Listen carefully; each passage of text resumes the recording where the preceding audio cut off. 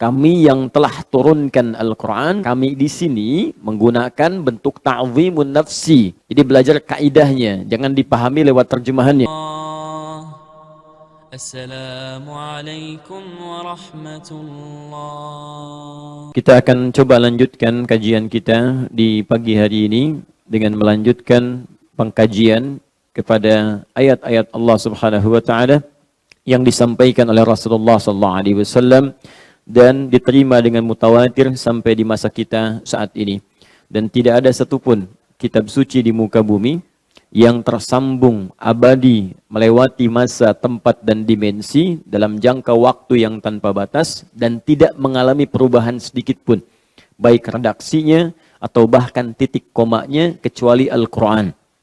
Ini adalah janji yang disebutkan oleh Allah Subhanahu wa taala tersebut dalam Al-Quran surah ke-15 Al-Hijr ayat ke-9. Inna nahnu nazzalna dzikra wa inna lahu lahafizun. Kami yang telah turunkan Al-Quran, kami di sini menggunakan bentuk ta'zimun nafsi. Jadi bukan menunjuk pada bentuk plural. Ya, ingat, ta'zim di ilmu nahwu. Jadi belajar kaidahnya, jangan dipahami lewat terjemahannya. Jadi kalau ada satu bahasa kemudian menyampaikan sebuah pesan, maka dipelajari kemudian gramatikal bahasanya. Jangan ditafsirkan dengan bahasa lain. Karena itu ungkapan dalam bahasa Inggris akan lebih enak dipahami dengan menggunakan bahasa Inggris lagi. Ungkapan bahasa Indonesia akan lebih nyaman dipahami dengan bahasa Indonesia lagi. Maka bahasa Arab pun mesti dipahami, dipelajari, kemudian juga dikaji dan dimaknai dengan makna berdasarkan bahasa Arabnya. Ya, jadi jangan sampai bahasa Arab dipahami dengan bahasa yang lainnya, akan berbeda. Ya, nahnu dalam kaidah ilmu nahwu itu bisa ya digunakan untuk menunjuk makna jama dalam konteks hal biasa. Ya, nahnu suada, kita semua bahagia, gembira. Tapi dalam konteks ilmu balaghah, ya kalau dibawa maknanya ke konteks balaghah, maka dia menunjuk pada dua makna. Satu, ta'zimun nafsi, yang kedua ta'zimus sya'ni. Ya, ta'zimun nafsi menunjukkan pada satu keagungan, kebesaran, ya, kehebatan. Ya, pernah dengar kalau ada misalnya seorang pemimpin berkata, kami ya akan tetap menjaga persatuan dan kesatuan negara ini. Ya, kami di sini untuk menunjukkan bahwa punya kuasa, punya kekuatan. Nah, Allah ketika di Al-Quran menggunakan bentuk ta'zimun nafsi, nahnu atau inna, ini menunjukkan kehebatan, keagungan, dan kebesaran Allah Subhanahu wa ta'ala. Seakan-akan Allah ingin menyampaikan, hanya saya dengan segala keagunganku yang bisa menjaga Al-Quran melewati setiap dimensi tanpa batas dan tidak ada perubahan. Kalau bukan Allah yang jaga, mustahil bisa bertahan. Tunjukkan pada saya, kalimat mana, teks mana di muka bumi ini yang bertahan melewati abad-abad dan berbagai dimensi sampai dengan sekarang tanpa perubahan. Al-Quran sudah lewat 15 abad. Tidak berubah kalimatnya, hurufnya, bahkan kepada harakatnya. Sampai saat ini. Alif Lam Mim tidak pernah tertukar. Sampai sekarang Alif Lam Mim. Tapi yang di Alam Nashrah dibacanya Alam. Padahal dua-duanya sama bentuk hurufnya. Alif Lam dengan Mim. Yang satu Alif Lam Mim, yang kedua Alam. Tidak ada perubahan sama sekali. Ya, sampai dengan saat ini. Kata Allah, kalau bukan saya yang tetapkan, mustahil demikian. Karena semua tulisan-tulisan yang nampak sampai dengan sekarang akan mengalami perubahan-perubahan. Itulah yang dimaksudkan perbedaan antara kalam khaliq dengan makhluk. Karena itu Al-Quran tidak bisa disebut makhluk. Ya, ingat, Al-Quran tidak boleh disebut makhluk. Karena kalam makhluk berbeda dengan firman Allah Subhanahu wa ta'ala. Jelas sampai di sini? Baik. Jadi kalau kita belum yakin bahwa Al-Quran itu mukjizat, maka Allah tunjukkan, cuman saya yang bisa membuat ini kalam abadi tanpa perubahan dan tanpa kurang sedikit pun. Untuk menunjukkan kepada kita bahwa Al-Quran itu benar dan Allah itu hak. Jadi kalau dengan tampak seperti ini belum yakin juga Allah Tuhan, nah maka dengan cara apa lagi diberikan bukti bahwa Al-Quran firman Allah dan Allah Tuhan yang hak. Kemudian setelah itu, ya lidzikri, supaya kalian ingat, mendekat kepada Allah. Jadi Al-Quran diturunkan oleh Allah kepada kita melalui Nabi Muhammad SAW. Seluruh petunjuknya dari mulai Al-Fatihah sampai dengan An-Nas itu digariskan, ditetapkan oleh Allah supaya membuat kita lebih dekat dengan Allah Subhanahu wa taala. Jadi kalau kita belajar Quran, keadaan kita lebih dekat dengan Allah. Jangankan belajar, baca Quran saja itu bisa membuat diri kita merasa lebih dekat dengan Allah. Itu yang dimaksud di Quran surah ke-8 Al-Anfal ayat yang kedua. Ya, innamal mu'minuna alladzina idza dzukirallahu wajilat qulubuhum wa idza tuliyat 'alaihim ayatuhu zadatuhum imana wa 'ala rabbihim yatawakkalun. Sungguh orang beriman itu kata Allah kalau benar imannya jika disebutkan saja nama Allah, ya, maka ada getaran dalam jiwanya. Nah, jadi ada sebagian ahli tafsir yang mengatakan begini, bagus sekali komentarnya. Ini ayat sesungguhnya ingin memberikan pesan yang dalam. Kalau kita ingin mengecek iman itu masih ada dalam hati, bersemayam atau tidak, maka coba cek ketika diperdengarkan nama Allah, ada getaran nggak di jiwa kita? Karena itu setiap hari 5 kali diperdengarkan. Di semua waktu dibagi, di setiap tatanan waktu yang kita lalui. Bangun tidur, waktu subuh. Siang beraktivitas. Ya, menjelang ke sore, tenggelam matahari sampai tiba malam, dibagi 5 bagian dalam sehari. Subuh, zuhur, asar, maghrib, isya. Jadi setiap perbedaan waktu ini pindah ke tatanan yang lain. Dari subuh pindah ke zuhur, zuhur pindah ke sore, sore pindah ke maghrib, ya, terbenam matahari, kemudian pindah ke malam gelap. Itu dibagi 5 waktu, diperdengarkan nama Allah Subhanahu wa taala. Untuk mengecek ada iman nggak dalam jiwa kita. Makanya ketika bangun tidur kemudian diperdengarkan nama Allah, Allahu Akbar, terdengar. Nah, kalau masih ada iman, itu nanti ada pancaran di jiwa kita, kemudian memberikan sinyal-sinyal ke otak kita, meminta kita tuh bangun, respon. Bahkan kalau kuat, itu sebelum tidur sudah direspon, lu diingatkan otak kita. Besok subuh jam sekian, bangun jam sekian. Itu saking kuatnya imannya. Ya, karena itu salat pertama disebut dengan fajar. Waktunya subuh. Wasubhi idza tanaffas, ya. Tapi salatnya disebut dengan fajar. Inna Qur'anal fajri kana mashhuda. Quran surah 17 ayat 78. Kenapa disebut fajar? Saya pernah katakan fajar itu pancaran nilai kebaikan yang merespon nilai-nilai yang positif. Jadi pancaran kebaikan itu disebut dengan fajar. Ya. Kalau berupa sesuatu yang fisikal disebut dengan infajar. Infajar itu sesuatu yang memancar secara fisikal.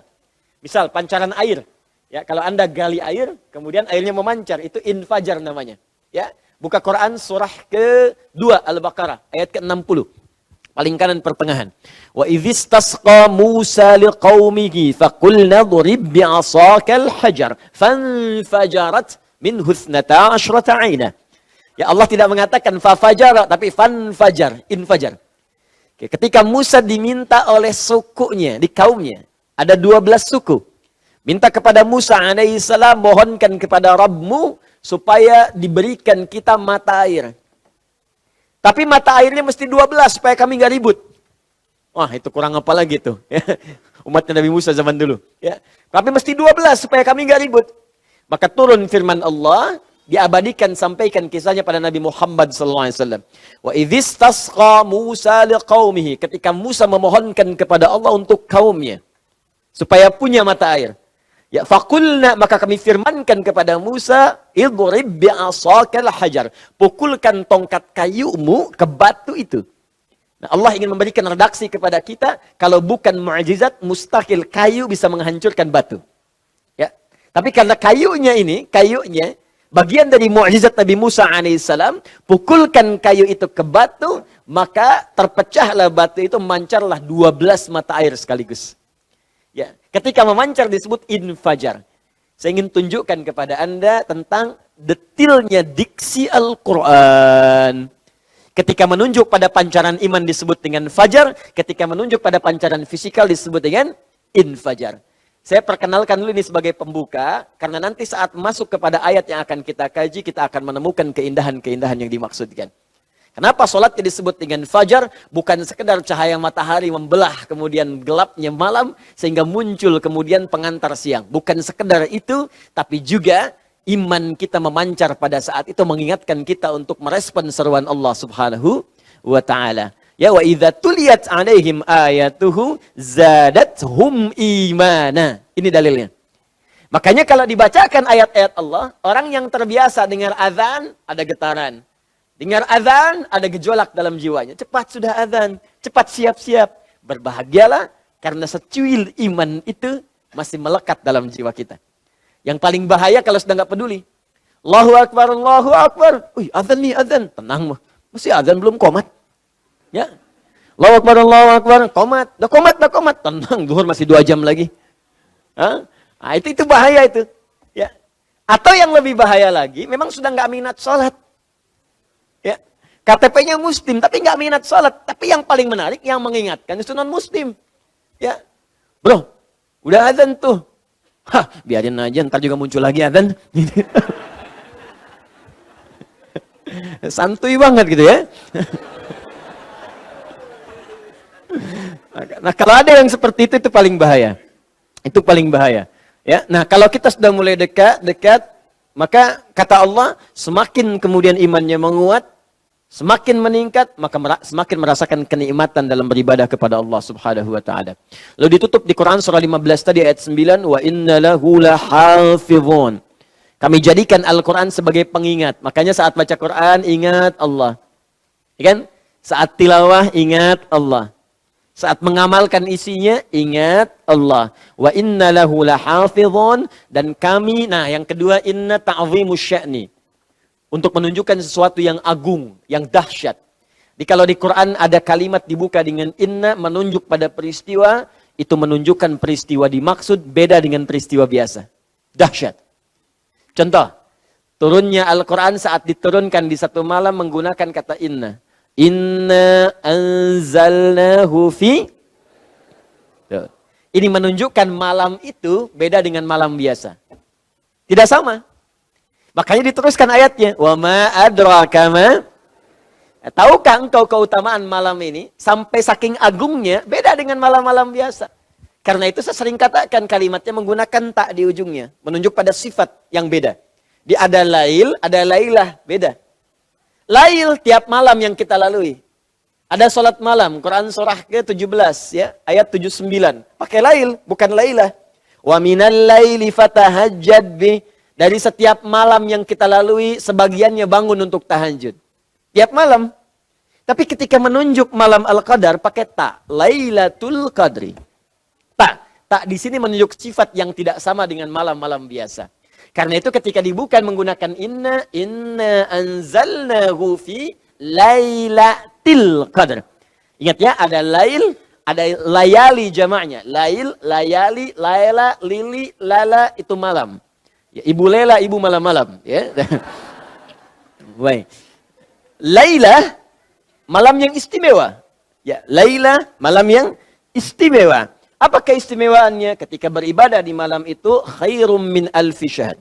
Ya, lebih bagus, lebih baik nilainya dari 1000 bulan. Jadi bukan 1000 bulan, lebih dari 1000 bulan. Jadi kalau Anda baca Al-Quran di situ, baru misalnya alif lam mim.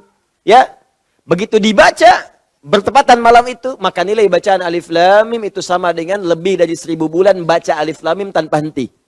Alif lam mim, alif lam mim, alif lam mim, alif lam mim, alif lam mim, alif lam mim, 1000 bulan. Ya, lebih dari 85 tahun. Itu pahalanya. Salat 2 rakaat, Masya Allah, salat. Yang paling bahagia bangun di malam itu, kemudian tobat, nangis. Begitu tobat, salat. Begitu salat, sujud, salam, meninggal. Masya Allah, modal cuma 2 rakaat masuk surga. Tobat. Ya hilangkan semua dosanya, gugur. Nangis dia benar-benar menangisi dirinya. Tobat, sujud, minta. Kan begitu 2 rakaat dapat 85 tahun tanpa henti. Anda bayangkan. Makanya Masya Allah sulit itu ya. Kalau sudah dapat Ramadan jangan disia-siakan. Tips cepatnya setiap malam bangun. Walaupun cuma 30 menit. Kalau Anda ingin dapatkan malam Al-Qadar, Lailatul Qadri, maka cara cepatnya setiap malam Ramadan bangun sekalipun hanya 30 menit. Insya Allah kalau tiap malam bangun, pasti dapat itu. Ya, pasti dapat. Ya, cuman ibadah, jangan cuma bangun doang, bangun itu ya.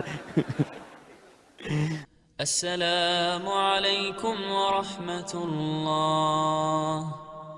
Assalamualaikum warahmatullah.